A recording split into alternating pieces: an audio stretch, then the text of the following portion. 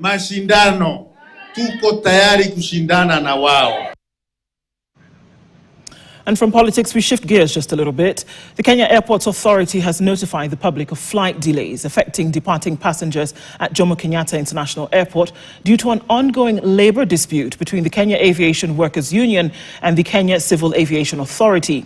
According to the airline, travelers should use Kenya Airways website, mobile app and official communication channels to receive real-time information on any changes to their flights. The airline workers are currently addressing the press. We're going to cross over now and listen in.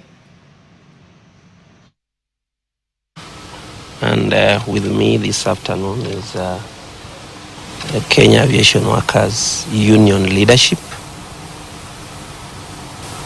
And we wish to inform the country and travelers using Jomo Kenyatta Airport and all other airports and airstrips in our country that we have commenced our strike action this morning, today in the morning, and it's progressing well. We have not experienced any hitches. It is progressing as planned, and to that effect, we want to advise those who are planning to travel through Jomo Kenyatta Airport or to any parts of our country by air that those services may not be available.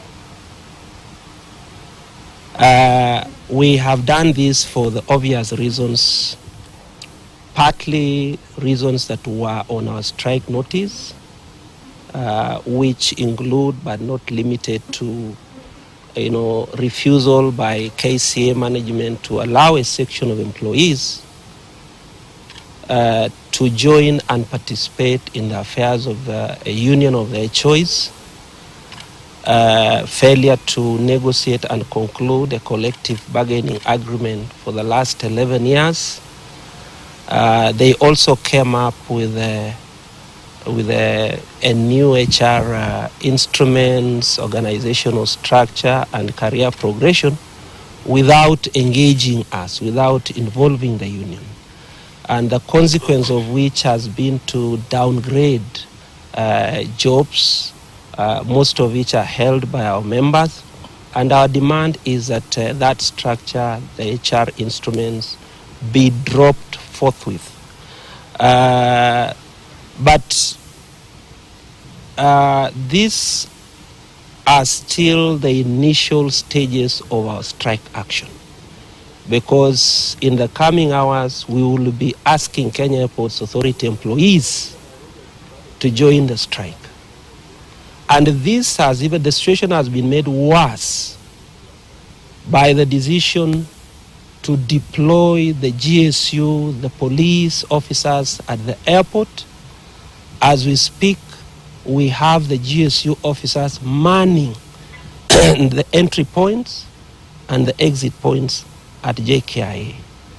That goes contrary to the ICAO regulations, where a civilian facility like JKIA, a civil aviation facility, should not be militarized, it should not be manned by the police. And because of that, we are immediately withdrawing all employees on duty now, all KA employees. We are asking them to leave and to go home. We are equally asking employees who are expected to report duty in the evening from KQ, from KAA, from Swissport, and all other ground handling companies not to report to duty. Let them stay at home. We are specifically asking the cabin crew at both KQ and Jambojet to stay at home, because there will be no operations going forward until an agreement is reached between us and KCAA on one side and Kenya Airports Authority management on another side.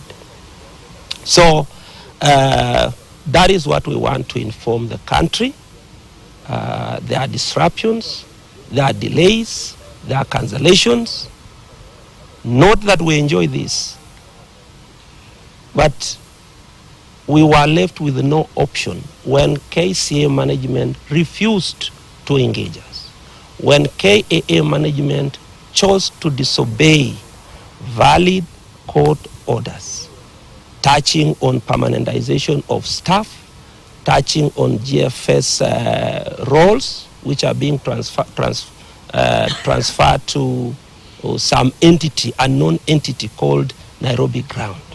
So we are here to maintain. And even as we come